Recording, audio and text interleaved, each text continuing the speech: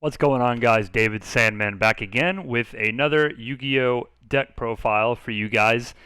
I know quite a bit of you, surprisingly, have viewed my Ghost Trick deck profile I did back about like 5 months ago or so, 2,300 times. That's that's pretty crazy. That I've never had a video get that high. So I just wanted to say thank you guys for checking that out. But a lot of you have been asking for what am I doing now? Like an updated Ghost Trick deck profile, and this is kind of what I've been running the past like a couple of weeks or so with minor changes. I've added things with Power of the Elements that came out. Majority of the stuff from Power of the Elements though is going to be like side stuff. But this is just kind of what I'm running now, just trying different things. But let's get right into the deck profile. Starting off like we did in the previous build, Lord of Heavenly Prison. I just think he's too good not to do it. Just because a lot of your ghost tricks are going to be face down in defense position, and he will protect them. And obviously, he can also search a spell and trap if a spell and trap is activated, so you could potentially get ghost trick shot, which is a very good card. Excuse me. And also, he can also summon himself, so if you need like a big 3k beater, or if you need material to potentially go into access code, then you can do that as well. Then we have the 3 Ghost Trick Siren. I like 3 of her just because, she's a searcher, and she can also put your opponent's monsters face down. I just think she's a very good card, and she isn't. None of the Ghost Tricks are once per turn. So if you're able to flip them up and flip them down, you can get use of both of her effects. And she's just a very good card in general. And if for whatever reason you do have just 2 Siren on the board, you can also just go straight into the Angel of Mischief. And speaking of level 4s, like if you don't want to do with this build, you can also, excuse me, incorporate Parallel Exceed into your deck. That's very good as well. Moving on, we have the One Morphing Jar number 2. This is kind of like a troll card at this point. I go back and forth on it whether I want to take it out or leave it in. I think he's very good at removing links. Granted, it's a little slow because you have to set him and then flip him. But you can always flip him off the Luna, Soul Luna, which is nice. So yeah, it's just solely as like link removal. And going into the next 2 cards, we got Ghost Ogre. Their link removal as well. I think that this card is very good at just getting rid of link monsters that Ghost Tricks have trouble with, potentially. So yeah, I think these 3 cards are kind of like my link removal, and you could even replace Morphing Jar number 2 with a Ghost Ogre, so you get to run 3, which should be pretty good. Moving on, we have the 3 Ghost Trick Fairy and the 3 Ghost Trick Doll, which if you've seen my past videos, you're pretty familiar with my kind of strategy with the deck. Using Doll and Fairy, abusing them as much as I can to constantly flip up, flip down. That's just kind of how I like to play it. There isn't like it's not like the best way by any means, but it's how I like to do it. And then going into the level 1s, we have 3 Ghost Trick Lantern, which he's just a good, battle stopper. And then obviously we can use him to go into the Dullahan play, summoning Dullahan, overlaying into the Angel, discarding the Dullahan, activating Dullahan, getting shot, reviving the Dullahan, making another Angel. Really cool plays you can do there, and you can also potentially even run the Utopic Future Dragon package because you can very easily in this deck, get 2 of the same level of Xyz on the board. We run the 1 Mary. I go back and forth on this. I just feel like you're always going to take damage in this deck, so I feel like if you have it, why not just get a free special summon? Every now and again I'll go back and forth like on running 2, but it is what it is. But I just run the 1 for now. And then I run 2 Battle Fader. This is like a new card that I've incorporated recently, which I'm sure you all know what it does. Basically, if your opponent declares an attack, you can special summon this card from your hand in the battle phase. And if he's summoned this way, banish him at the end phase. Or when it leaves the field, sorry. So my thought process on Battle Fader was they're always going to declare a direct attack for the most part because you're going to have the mansion out, and maybe just because they wiped your board. So I figured, hell, let me in the end phase or in the battle phase summon him, and then I can have another level 1 for the Dullahan as well. So next card we're going to talk about is Effect Veiler. We run the 1 Veiler just because, I mean, she's okay negate. But the reason we run her is because she's an okay negate. She's a level 1 for the Dullahan, Xyz, and we can also use her to go into the, the Hockey Fibrax if we absolutely need to. And then go into Selene, and then go into Access Code, because Selene is pretty cool, because we can also summon Doll and Fairy as well, because we're spellcasters. But moving on to the spells, that's all the monsters in the deck. We got 1 Harpy's Feather Duster, pretty standard sometimes. Then we run 3 Shot. I think this card's amazing. You can just kind of like set a Ghostrick, link it off for the festival, and then shot the card back, activate the whatever you shotted back, and then it'll put it back face down. It feels like it's a lot of work, and you feel like you're not really getting a whole lot, but that's kind of just what Ghostricks are in general, in my opinion. They're not active. They're not constantly doing things. Very simple deck to play, in my opinion, if you're playing a more pure version. We run 2 Book of Moon, Sully and Interruption. You can even run 3 of these, honestly, if you really want to. Interruption, if you're going first, because the whole goal of my deck is to put your opponent's cards face down so they cannot do nothing. And then going second, it's also a good bait. Like if you Book of Moon Baron, they have to negate it. They have to negate that, you know? Or, you know, anything, any card like that. Then we run 3 Soul Luna, which is like a Book of Moon, but it can flip up your stuff and flip their stuff face down. Amazing card. Unfortunately, you can only use once, or you can only activate 1 Soul Luna per turn, but I still think it's good at running for the 3, just to kind of abuse their effects. We run 2 Mystic Mine. I know. Card's broken, right? Should be banned, but until it is banned, we're gonna run 2 of it because these little creatures right here, they need all the support they can get when going up against the big, bad, branded Sprite, Tearlaments, Dragon Link.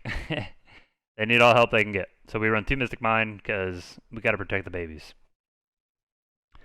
We run 1 Ghostrick Mansion. You can run 2 of this. You could even run like a 41 card deck and run 2 Mansion. That way you can just potentially hard draw it and not have to search it off Siren. So you could probably run 2 of these. I run 1 at the moment. I might run 2, but yeah. Moving on to the traps, we run 2 Needle Sealing. You can run 3 of these if you want. It's not a big deal. It's one of those things where it's like if I draw the card, and if they don't summon 4 monsters for whatever reason, and it has happened, like, I just kind of, like, I don't know, it's annoying. But it is a very good card because, obviously, your Ghostricks are face down, and your opponent's monsters will be face up, potentially. So I feel like 2 is a good number for this. We run the one Renovation. This card is pretty dope. Comes up sometimes where, like, you'll have, oh my gosh, I'm so sorry. I'm like brain farting. You'll have like Mansion in play, and then like you're about to lose, so you have Renovation set. You just renovate, put the Mansion back in your hand, and then set Mystic Mine, and they hate you.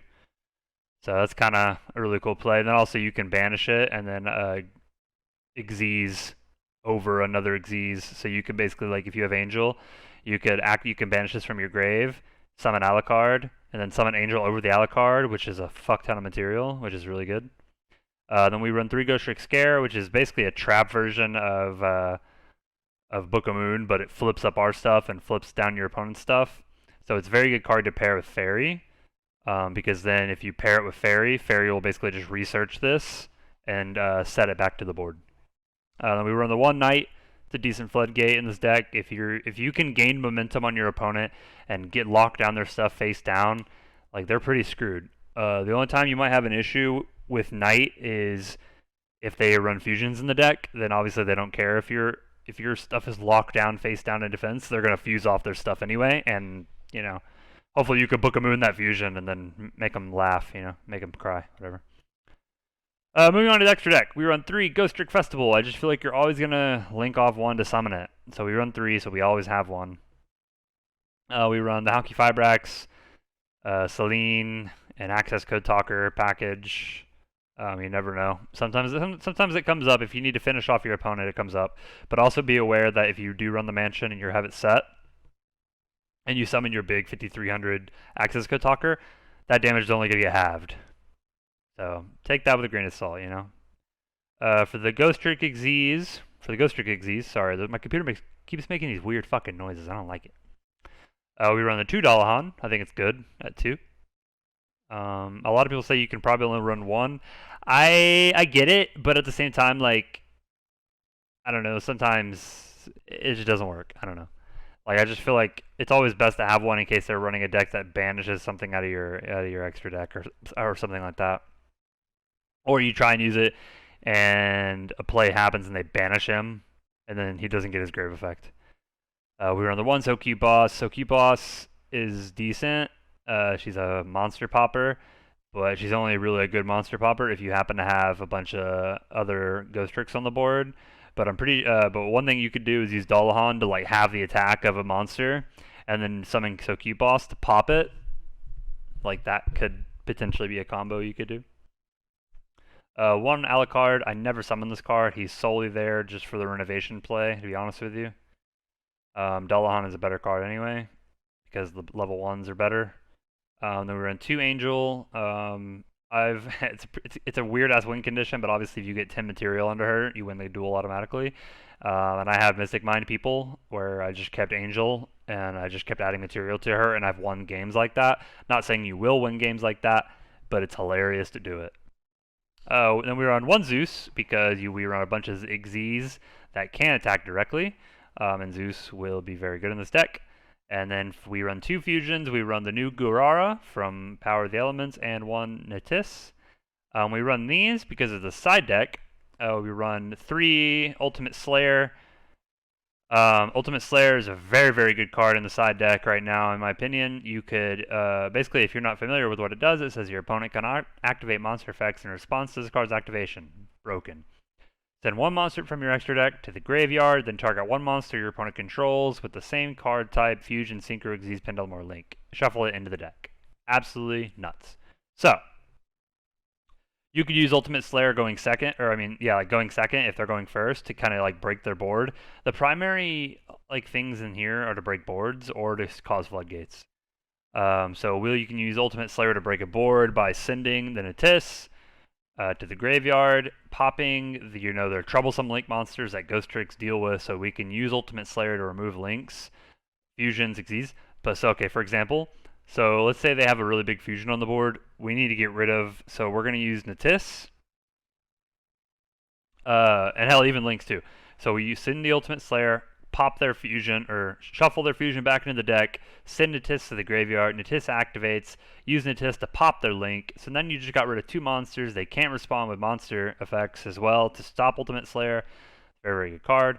You can also send the Garura as well, because whenever he's sent to the graveyard, you can, Jesus, that noise. Whenever Garura is sent to the graveyard, you can draw a card, so if you want to, pop one and draw one. It just really, it's your preference, but I would definitely always go with an Natis play, just because you need to get rid of links as much as possible. And obviously, you can also send any of these off Ultimate Slayer as well if you absolutely need to pop a link. But the Natis here should do the work for the most part.